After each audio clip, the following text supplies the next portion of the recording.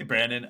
Thanks so much for joining. This is a podcast about the fact that there is no such thing as overnight success. That was the entire idea and premise behind the podcast. So I kind of just want to ask, how did you get here?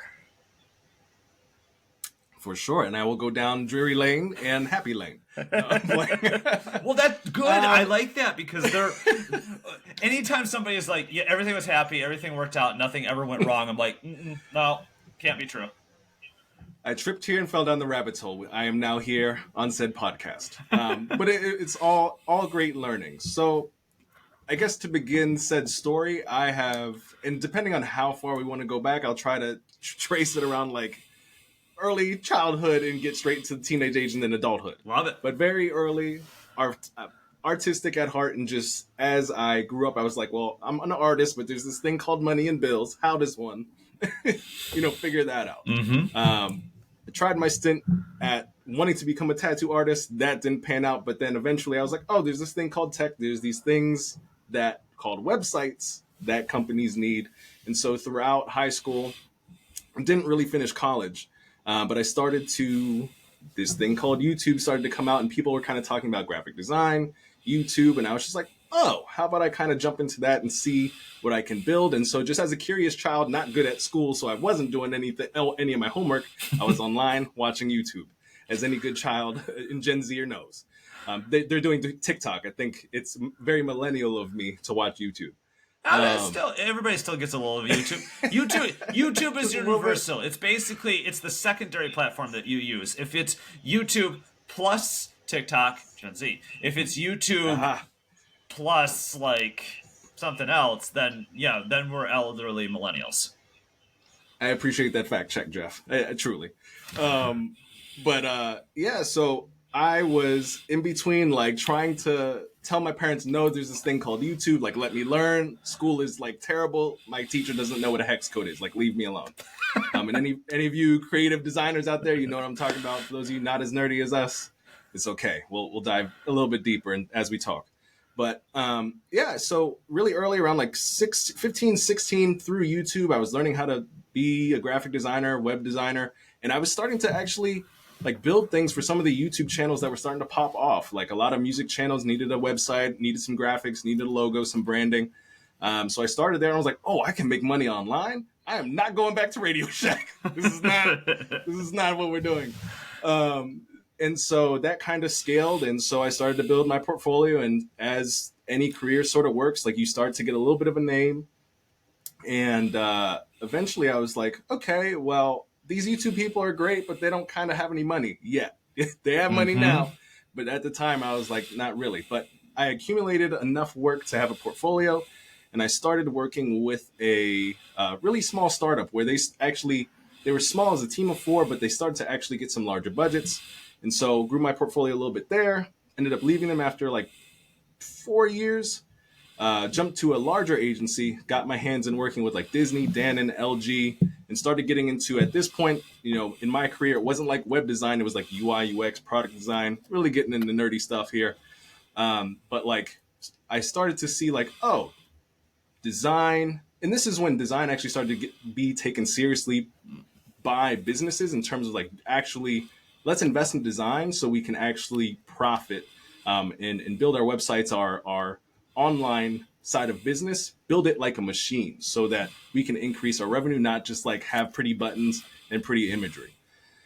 And so while I'm at this agency, I started to build an Instagram page just for, honestly, myself, because I was like, let me just keep a catalog of, and this is kind of where we're transitioning into what I'm doing now and what me and Newform, my community and media company, really does now. This was like the first taste of it. I started to build a library of the coolest designs that I thought, and I was just like reposting them on Instagram and tagging the creator. And this is what I didn't realize at the time. I know now, but this is what museums do. They're like, let's get the finest artists and let's put them in one spot. Yes. Right. And so I'm starting to do this like every day, like 2-3 times. And then people are recognizing me as like the place to go to see a culmination of really great work. And they're like, oh, I don't have to like follow 20, 40, 45, 100 people. They're like, Brandon is the museum to go to see like the hottest stuff. You're the curator. And so Yes, the curator. And eventually I met like a whole bunch of other different faceless pages or theme pages rather that started to do the same thing. We became friends and we started sharing tips, tricks, and all that stuff. And so at this time, obviously it starts small, but eventually it got to 10,000, ended up getting 20, 50. And during that time started to, this is where Instagram was kind of like brand new. And some of the stuff I was doing caught the glimpse of Adobe, and I was like, I didn't know that was possible. Like I did one of the a early campaign with them for Photoshop. The stuff with UI UX and Adobe XD wasn't even around yet. It's not. I don't know what's going on with it right now, but TBD. Yeah. Rip Adobe and Figma. That was sad on my side. There's tears for many days on that. Yeah. But essentially, and I'm trying to get to the end point. All my learnings from this, I was just like, people like a place where they can get all of their knowledge on what's the hottest in the market, what tools, skills, resources, etc. do I need to know in one place so that I actually can go ahead and be at the top of my game and be ahead of my competition. They don't want to bookmark 20 million things and reference them 20 million times. That's just a lot of work. So basically, I was just like, I can be the go-to or create a community of being the go-to place where people can stay ahead of their competition, stay at the top of their game by giving them information on where the market is going, how they need to position themselves, and just supplying them with knowledge, education, tools, resources, and products to help them solve the creative problems that they deal with on a day-to-day basis and solving them faster and quicker. So that kind of leads into where we are today.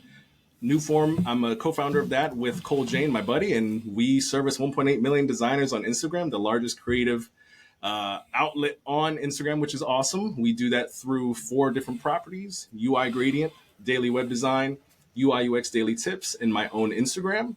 And like I mentioned, we're an education media company and community. We also have our YouTube, which is 14,000 individuals. And our most engaged property is our Discord with 5.5 thousand.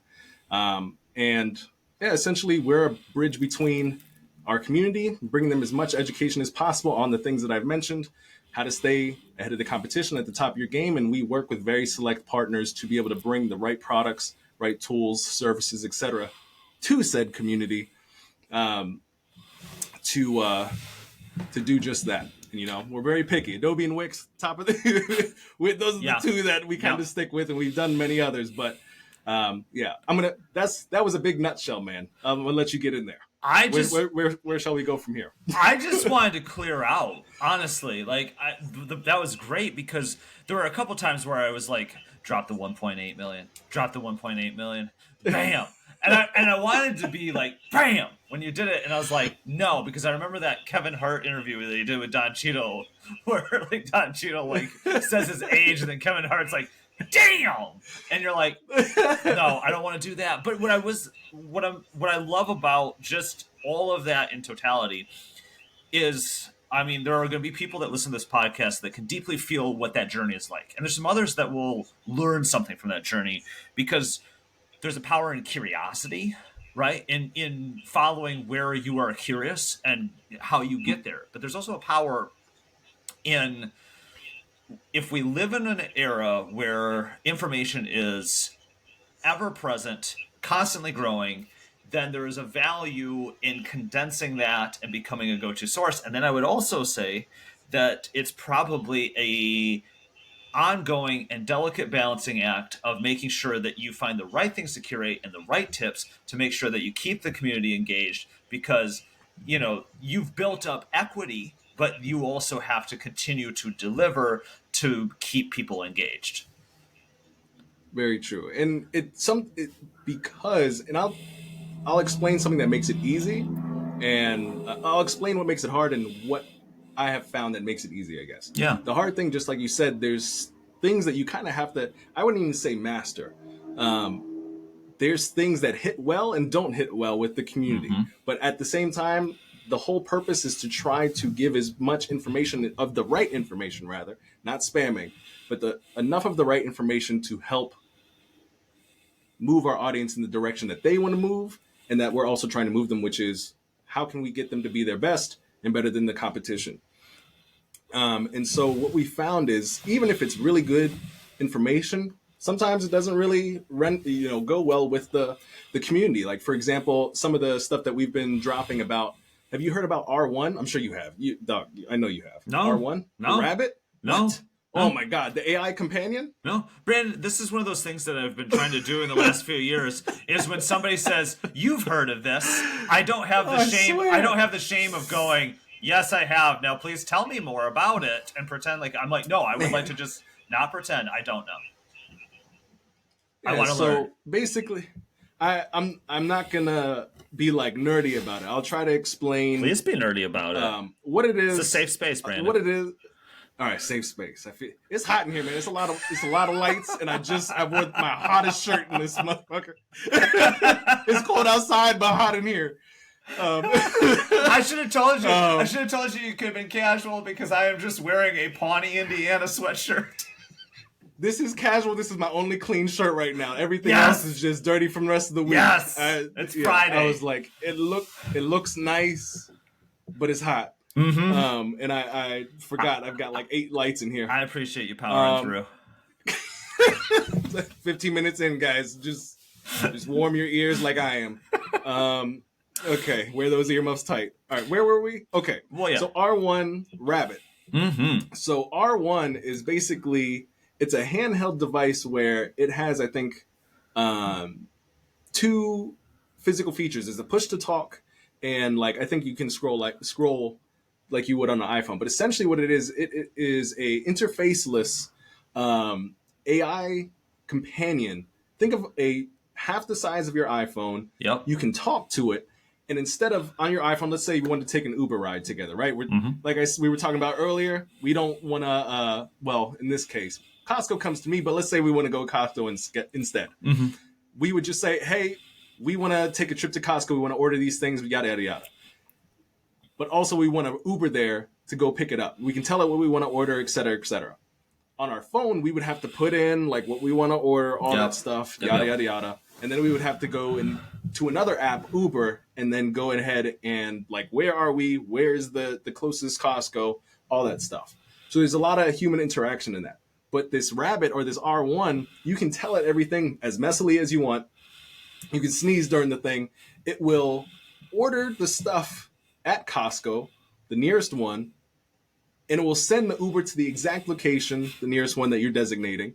And it will do all the human manual interactions that you would do in the apps, but for you. And all you see is, hey, your stuff has been ordered. This is the list, and your Uber is coming. Is this information correct? Please confirm. Dang. And it does all this, and I think the reaction time is faster. Like I forget what degree in which it's faster than ChatGPT. But the response time, everybody listen to this, definitely go watch the demo because it is absolutely crazy. And on top of that, you can actually teach it things. Like you can tell it to send you an email. And in the email, like, man, in the demo, it's so crazy. Like it asks, the guy doing the demo asks R1 to do a certain task in like Excel and create an Excel sheet for something and email it to him. It emails it to him, and then he adds additional edits in the email back to R1. It does it and then sends him back another email. So it's like it doesn't just live on the device. It's also you can communicate through it through email, and you can teach it tasks through your computer. So there's like you can basically record tasks that you're doing on your desktop, send it back to R1, and it learns how to do it, and it can operate it on your computer. The shit was crazy. Anyways, all right, that's as nerdy as we're gonna go into it. And I shared this with simply our Discord community. We hadn't created a post on it, and the Discord community was like, yeah, my iPhone can do that. And I was just like, you what? So basically, my you just don't know, right? Right. My reason for sharing that is because even though it's good information, some people might not realize it's good information. So there's hit and miss. That to me was crazy.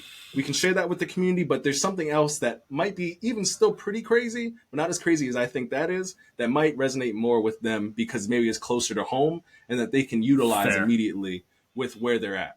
So all in all, the learning lesson that I have learned is keep throwing out as much good information as possible, because some will hit and some won't.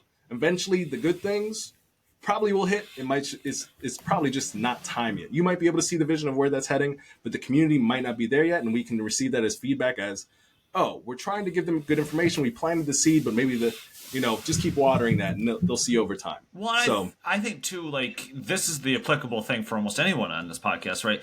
Is that when you're curating any kind of community, right, you're just constantly A/B testing what works, what doesn't work, what that feedback gives you, and over time, just like with an AI, you are learning, right? It's not machine learning; it's yeah, actually human learning, but you are learning.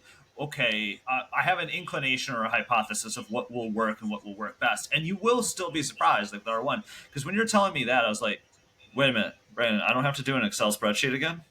Because if I don't have to do an Excel spreadsheet ever again in my life, this is a great thing.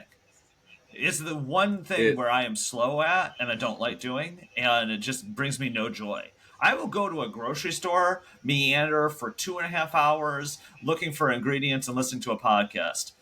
Excel spreadsheet, cut it out of my life, please.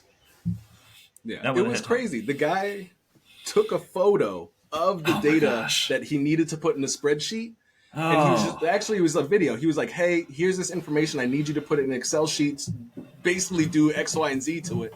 Excel sheet was sent to him. He asked in the email for additional changes, and it was done and resent back to him. I was like, yo, I'm either going to be fired or this. Well, I can't be fired, but I'm going to be, something else is going to. The world is changing so quickly, and there's new things popping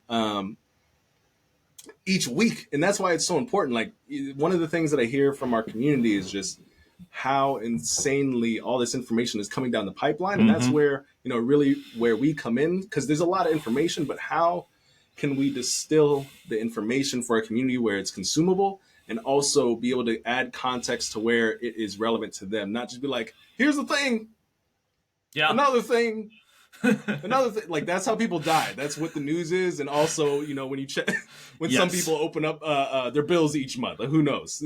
You have to have a nuance to it, and you have to be bringing expertise. It can't just be like the DJ Khaled effect, where you're just like, another one. Yeah, you have to like bring stuff to the table. What have you learned the most having grown that community over time?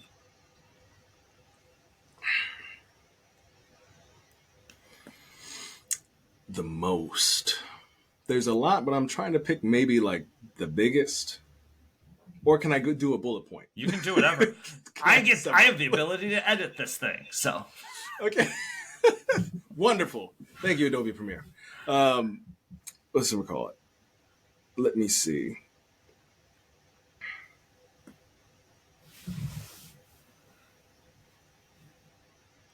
by the way, when you're thinking, the really cool thing about Riverside is it automatically takes out all the pauses.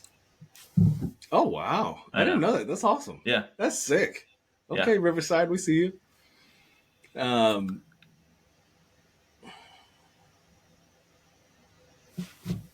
I feel like the biggest thing is going to be really vague, and I'm trying to craft it in my mind in a way that seems a little bit less vague than it is. But I feel like the biggest thing that I have learned is there and seen is the world is really big. And as I've built this community, I've realized that people are really looking for people that understand them. Like, for example, in our locality, we have our family, we have our friends we've grown up with, and they might not understand our aspirations to the degree in which we would like them to, in terms of like, what we are striving for, what we like, what we dislike. And when we have a community, regardless of what it's about, I think what we've been able to facilitate is like, we've got people from like all over the world, and it's crazy when they come here. They're like, or especially in our Discord, that's our highest engaged population. Might not be in numbers, but people who like show up, turn on their camera, like hang out like 3 times a week, and are here to just like chat with us as friends. Our social numbers are crazy, but like people who show up and like hang out on a weekly basis, the things that we hear are, man, like, I wish I could hang out with you guys. I really feel understood by you. And it's hard to find a community that not only does what I do, but has and faces different challenges that I might not have faced yet, or maybe I'm able to learn from you. You're able to learn from me. We're able to share how we traverse this journey together, and it's a very symbiotic. We're learning together. We're growing together. We understand each other, and it's almost magical because it's hard to find. It can be found locally, but I feel like I know that it must be hard because that's one of the main things that we hear in the community where it's just like, wow, I didn't realize what it would be like or feel like to not be lonely in my room where my family and my friends and my kids are like, Dad, why is your ass in the chair like 8 hours a day? Like, are you on YouTube? Like, no, I'm building something. It's very important. Yeah. And so when you get a group of people together who understand that like pixels aren't just like thing in the computer, like we're like how we think it, we grow very close. And I think that's something that's very magical. So outside of the numbers, it's really just about like how important bringing people of the same kind together to help each other grow in the directions that we're going is very important for the world. And part of that is like bringing those people together, the education we share with each other, not just like what we're bringing to the table as a curator and a content producer, but bringing the right people together where they facilitate relationships with each other, help each other grow. Getting other people to meet each other is just, that has been so valuable because a lot of people are really lonely. We're behind our, like you said, I'm not, if you guys are visually watching this, I'm literally like in a freaking spaceship. I was telling Jeff, I was like, I'm in here like all the time. All my clients are like, do you leave? I'm like, possibly. I don't know. But, keep it vague. Keep it guessing.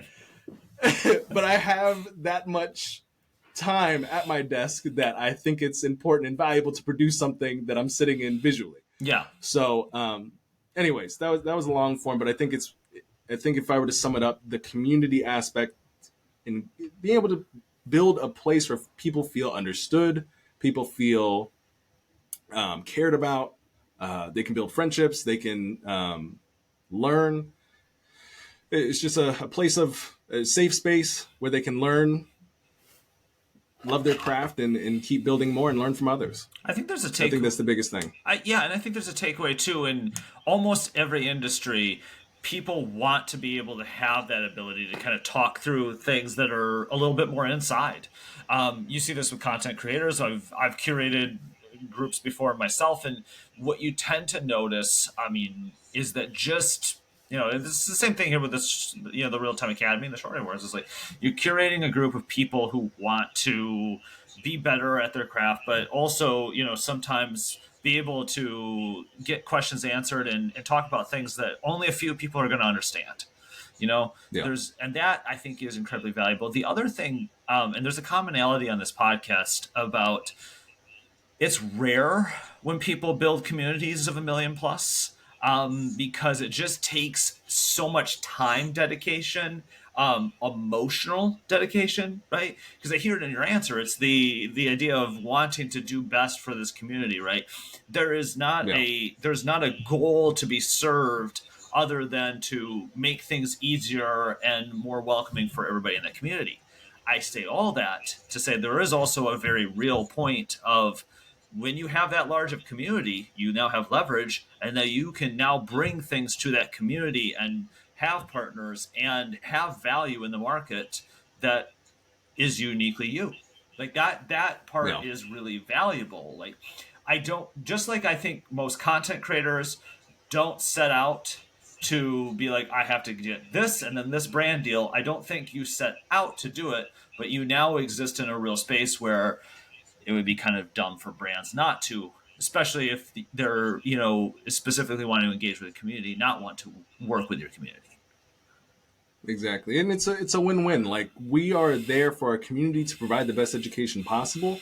And in that pursuit, we are working with some of the top of the line brands who do create those products, who do create those services and those tools and resources to bring into our community, where we can bring the highest of high technical experts to them.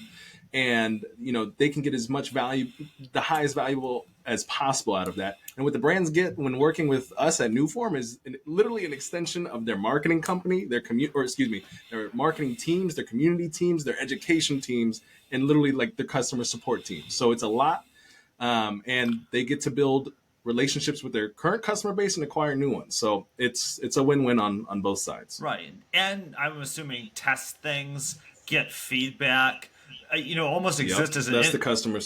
Exist as an intermediary that's like, hey, we're going to make people want to use your product more, but we're also going to get people telling you, I think your product could do this, or I think it could do this, and it should do this. And, getting more of that in real time and being able to develop, things faster. It just makes me think of, like, could somebody's community please work with EA and figure out why Madden hasn't been terrible for 12 years straight? Like I was literally playing a game last night, and I want to just give people a little insight into my life. Like, you exist in a circle. It's 11 p.m. at night.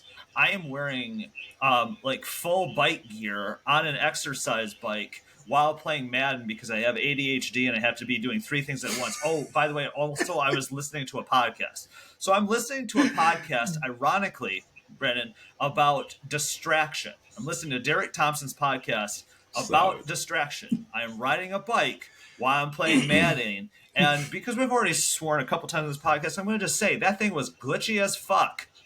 And I'm trying to run a screen pass, and I don't know where my running back is because he's wobbling all over the place. And so I would love if there was a community that could just get to them and be like, hey, I don't care if we have a cutaway to this. Can I just make sure that a running back runs the proper route? Yeah. That's just a me problem. Sorry, but I just want to go on a rant.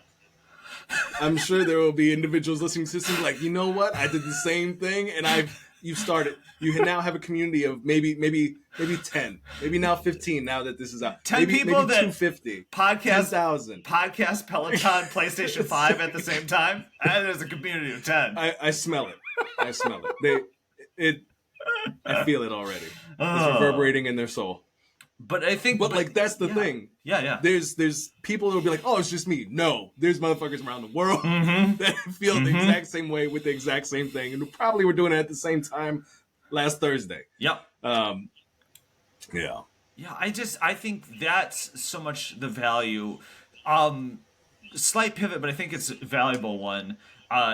Specifically to design. So I grew up with a dad who was a photographer, and at one point he was like, fuck it, Instagram got me. Because everybody's like, I could just take him on Instagram. Like, like at our wedding a few months ago, like my dad is the photographer, and it was a really wonderful experience to have him do that. It's like definitely the last time he's going to do it, and I was glad that he did it for us. But, there was also like a few people in the background like, cool, can I just, okay, you got everybody in the right spot? Oh, I'm just going to snap one. I'm going to snap one with my phone. It's like things evolve. And trust me, I'm going to land the plane on this, sprint, and you don't know where the question's going. I believe you. But this is the question. If Instagram made everybody a photographer, do you think AI is going to make everybody feel like they can be a designer? I feel like they should be. Yes. I feel like they should be. I feel we live in a world where we are told we need to do, and some people might not even have. I think the people that want to know how, not know how, but want to be creative in some capacity, they might just not have access to the time. Maybe they have to work. Like life is really stressful. Who knows? Their time capital is very low. So they don't have the time to invest in how do I actually operate a pencil so that the thing in my head actually translates on paper. Yeah. How do I actually operate the camera in such a way that my vision comes to life? It's what happens instead is like I have a great vision and I take the camera, I snap, and I don't know if do you watch SpongeBob or have you? Yes. I'm of that age. You know the sound effect that goes like when shit is nasty, like that. Like the vision does not correlate with what just happened when we try to do the artistic thing. So I think AI will help people realize their creative vision. I think just the reason people aren't able to is they have to. There's jobs, they got kids, they have family, there's life stresses, and so they don't have the time to actually practice the craft and or monetize it. That's a whole nother thing. You got to learn the craft and learn how to monetize the thing. Yeah. And so that is a huge roadblock where if they could create something from their mind instantaneously and just be able to do the creative thing that they wanted with it and be able to satisfy themselves like that, that might be enough. So to answer your question, I think everybody who wants to be a designer should be able to and not feel bad about it or be like attacked for being able to enter in this this lane. It's the answer I expected from you. It's not necessarily the answer I expect from everybody who works in the field, because I think everybody has some kind of, territorialism, or just wants to be like, hey, whoa. I have put a lot of time and energy into this. But, I mean, that is the very nature of like your partner Wix. Like the idea is that you do not need to know how to code, but you're a creative and you have a vision for what you want to put on your website. We are going to give you the tools to make it easier. That's the same general process, right? Yeah. If you ever interview with somebody like that, ask them this question. If it's the opposite answer, ask them if they would feel the same in regards to their accountant in AI. Would you like a AI companion that so happened to give you better deductions and actually did the proper paperwork, and digging into your business where you could get all the deductions needed instead of your accountant sleeping at 9 p.m.? Oh, you don't want to save? Oh, be like, I'm sorry. You don't want to save money? Oh, okay. You'd like to spend more? Okay. That is an absolutely awesome analogy. But I love that. I mean, again, that is the nature, again, of a community that feels comfortable in itself, that wants to collaborate, that wants to have people dabble with it. And, the interesting thing is, I think, there's a quiet confidence too in that for any designer that is like, yeah, I want you to be involved. I want more people to be involved, but I also know like 4 or 5 more things. I'm good.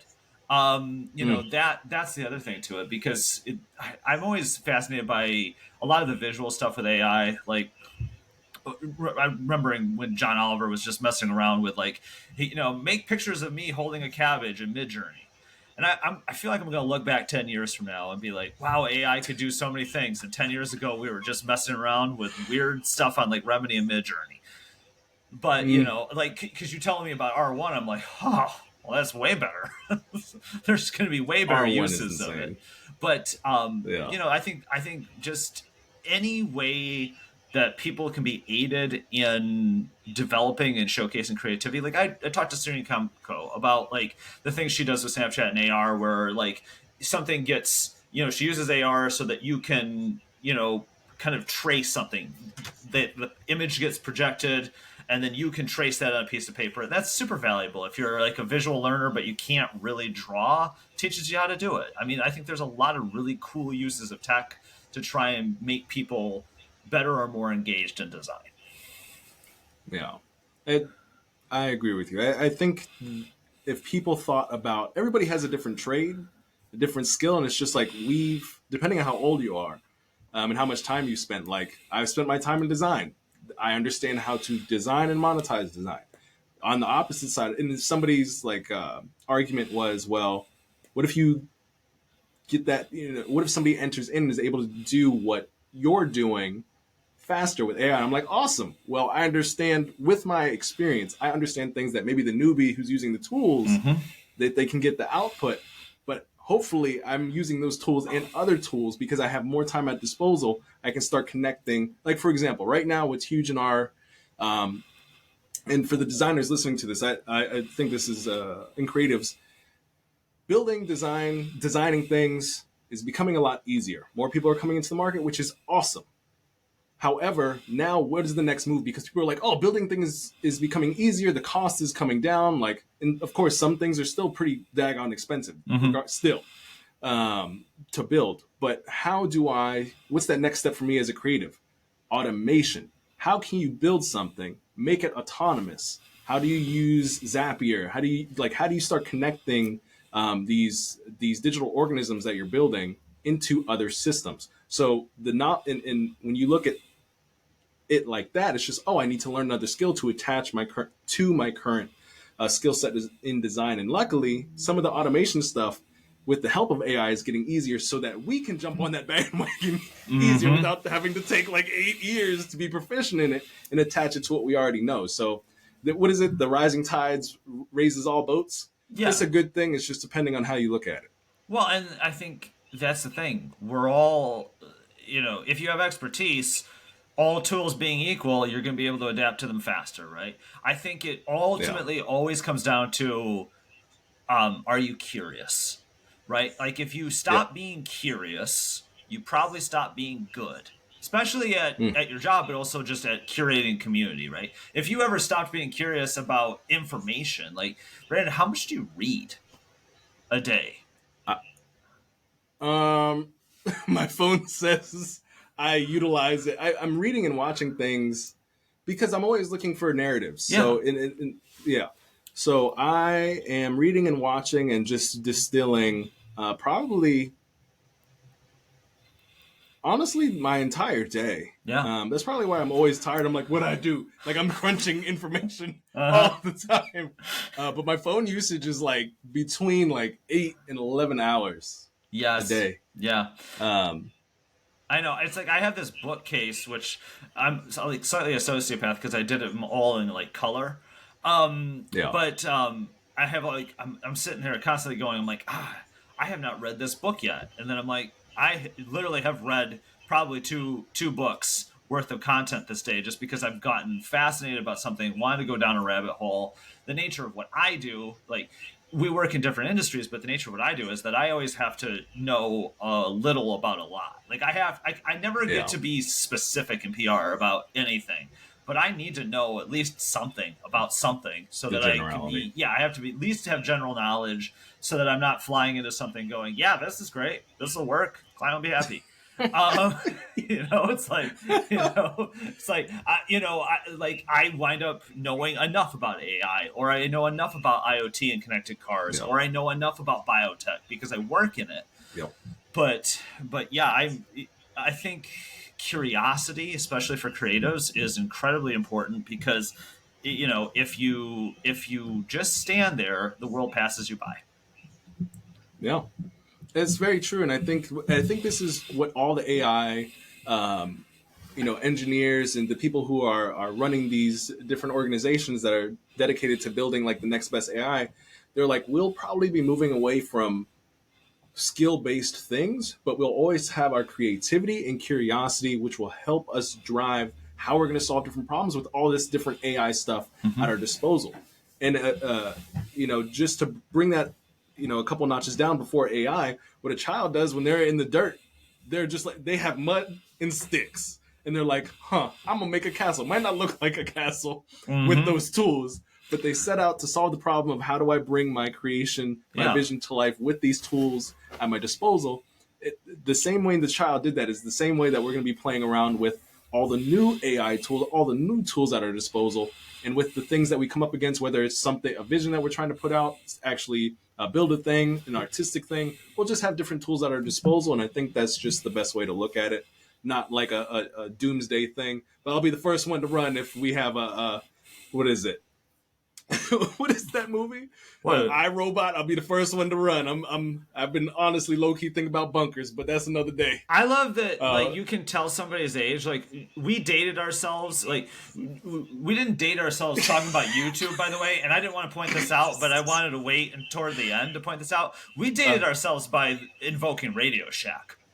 Like that's how we dated ourselves. I started working there and they went out of business like 4 months later.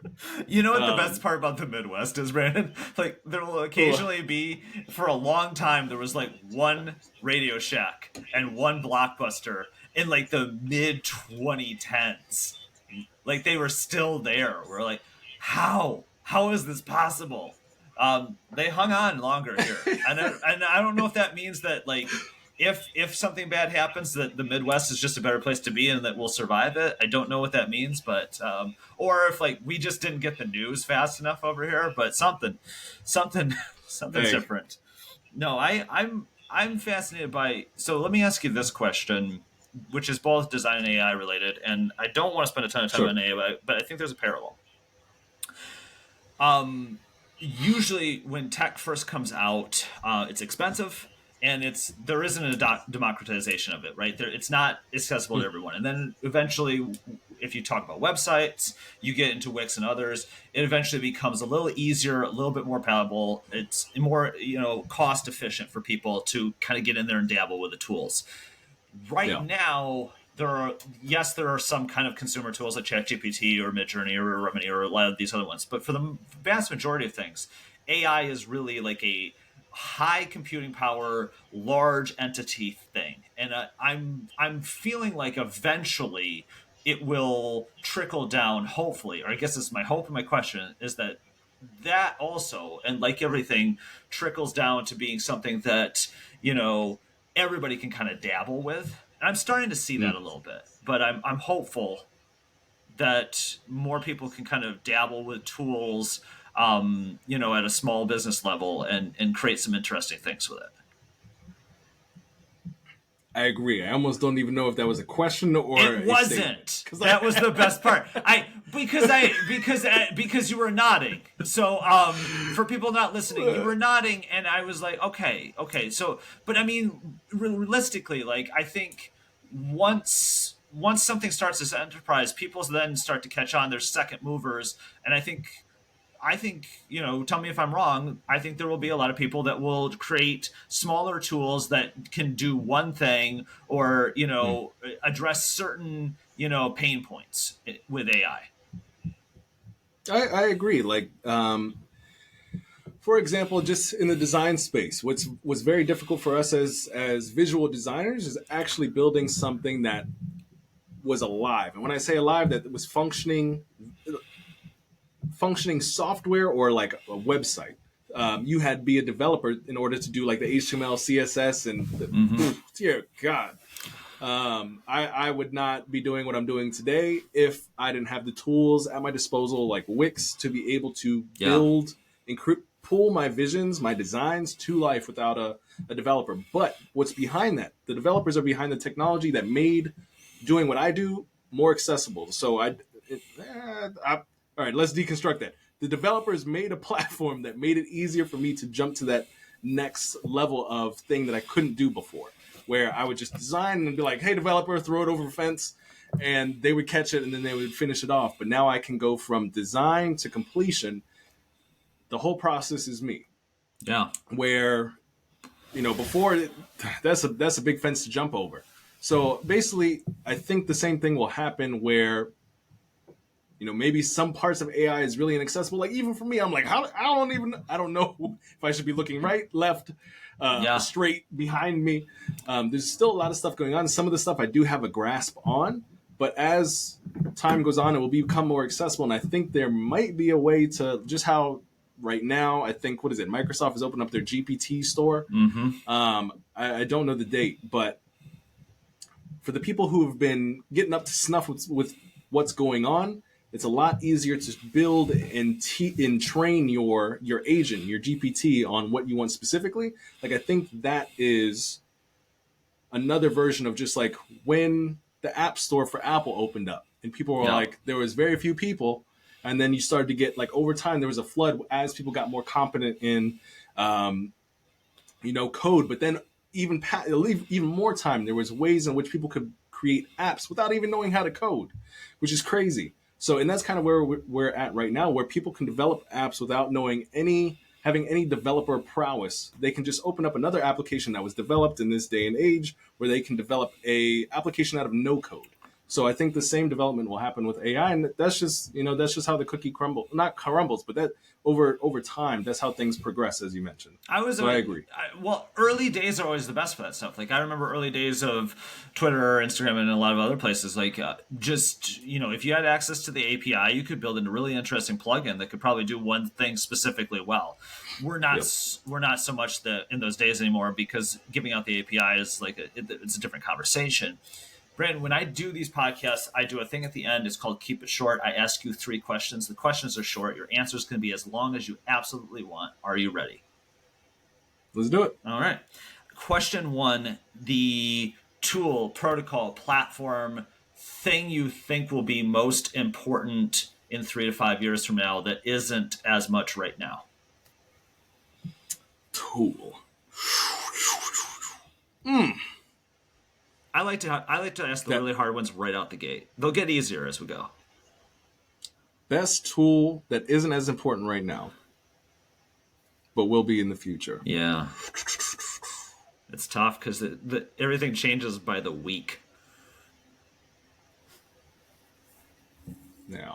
My instincts would say just your human ingenuity, but that's important now and in the future. And I don't think that much changes. The tools will always change, but the software that you update is that the thing that will stay constant if you let it is your own intelligence. And we can update that through reading, staying up to date, things of that nature. The tools and the things that are around us will change constantly. That's a very difficult thing. Although, if you're asking the tool that I use personally that has been awesome and has also been awesome for my community, Wix, my friend. That's it.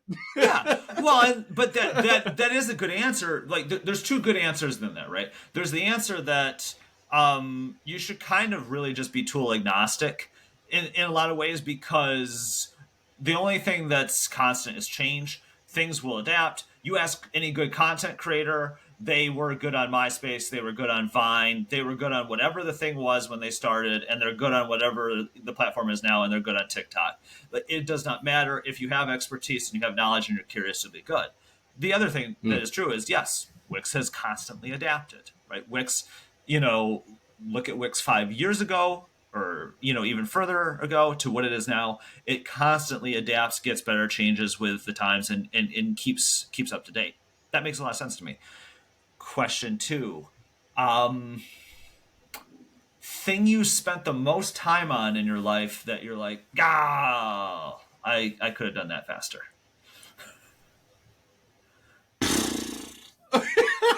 Driving. I'm still learning, guys. It's been really difficult since the move. Oh God, I love it. That's not even a good ass answer, but That's really, it. That is a good challenging. answer, because that's the answer I didn't expect. Oh God! Anytime somebody gives me an answer that I didn't expect, that's an awesome one too. Also, I lied to you. The questions get harder, not easier. Okay. No. Question 3: your best advice to someone either in your field or outside of it to want to be curious, want to be a lifelong learner. How do you hone that skill, develop that skill, make that a habit? Okay, how do we make it a habit? Well, I will say something that I think is very true to me, and something that I was very confused about very early on, and that allowed me, I guess, to keep on path with where I wanted to go. But at one point, if I had discarded it, I would kind of have not been on this path. And I think it's very important as individuals, like, there's a world that we're born into and that we're told is the world. And I think it's very important that we understand that this is someone's world. Someone had designed what we live day to day is somebody else's decision to impose on the people. Not impose if it's in a bad way. There's some things that you might like and may not like, but that is somebody's world that's created, and it's imposed on us kind of almost unseemingly. Yeah. And one thing, and this was very just challenging for me in school. Like, people didn't understand the type of smarts I had, the type of intelligence that I had. And so because that wasn't the case, I was just branded as not intelligent. But Right. I really had to understand my world in order to be able to be like, oh, and have confidence in my world, to be able to be like, oh, these things that people are saying that I have are not valuable in their world, in the world that they all agree upon is their world as well, that has been created for them. But how can I bring the world that I know I want to see, that I believe in my world, my skills are valuable? How can I bring that? How can I sharpen those skill sets and bring my world that I would like to see in this other dome-esque world that's been created by somebody else who they didn't give three shits about what other people said about the world that they wanted to bring in. We're all living in their world. How can I, as this person, bring the world that I want to see into a reality that I live in? And so I think that's a really vague thing, but I feel good. like for most people, what we don't do, and why some people might not end up being curious, or they have lost curiosity and think that they're not creative, where their creativity is just different than what they've been told creativity is. Like we were talking about earlier, someone's creativity might just be in math. They're an accountant, where my stuff is in pixels, where I don't understand math. Like, I got to count my steps going up the stairs, just so I don't fall. That's the only math I can do. But the intelligence is very different. And I think it's very important for us to understand our type of intelligence, have faith in it, and bring that world into existence, and not just think that the world and the talents and the type of curiosity, etc., that the world that is imposed on them, it's getting messy. But trust in oneself and believe in their skill sets to be able to bring that into the world, versus aligning their beliefs with what the world is told and trying to align themselves into becoming a person they're not. I think that's how you lose yourself in what your innate abilities are. So a lot of soul searching, and I feel like if you align to your true self and really start looking at what you're innately great at, that will help you in pretty much any other specific way that you need in your life. I think that's my biggest piece of knowledge, because that's what's helped me and that's what keeps me going. It's the only person that can understand yourself is you, and you might along the way find other people who understand like 1/8, 1/4, 1/2 of what you got going on, but nobody will ever be like a complete match. So you gotta drive yourself down the road. So figure yourself out. That'll help you drive you a little bit better. I love that you ended it with a driving pun. There's this sliding door moment that happens, I think, for every single person who's on this podcast. This is true to everyone who appears here. You are here because at some point you were confident in your value, and that your value tomorrow would be greater than it was perceived at that moment. Meaning that clearly, we see the world, a lot of us, and I would say the majority of people see the world as it is, what is in front of them. Also, just as an aside, when we were talking about kind of the world that is like created for us, I started thinking about Westworld, and now I'm going to bring it on back, because that definitely, I can feel that. But there are true constructs, right? There are pressures that we get from school, from family pressure, from business pressure, to be what we see in the world today. And I would tell people that be what you think is going to be the most advantageous thing for you 5 years from now. Have confidence in it. And if you're passionate about it and you believe in it, you've got a much better chance of succeeding. I'm not going to say that every single idea is a great idea. It's absolutely going to work out.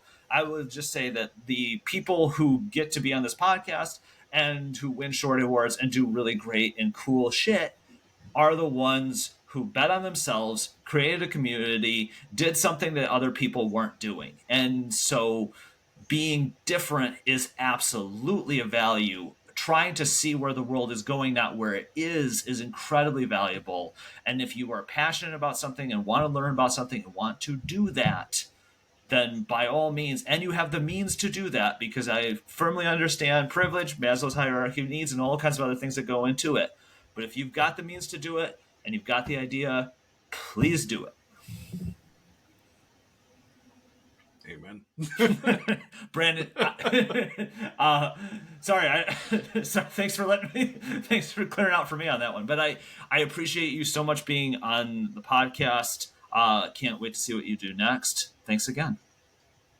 Much love. Thank you for having me.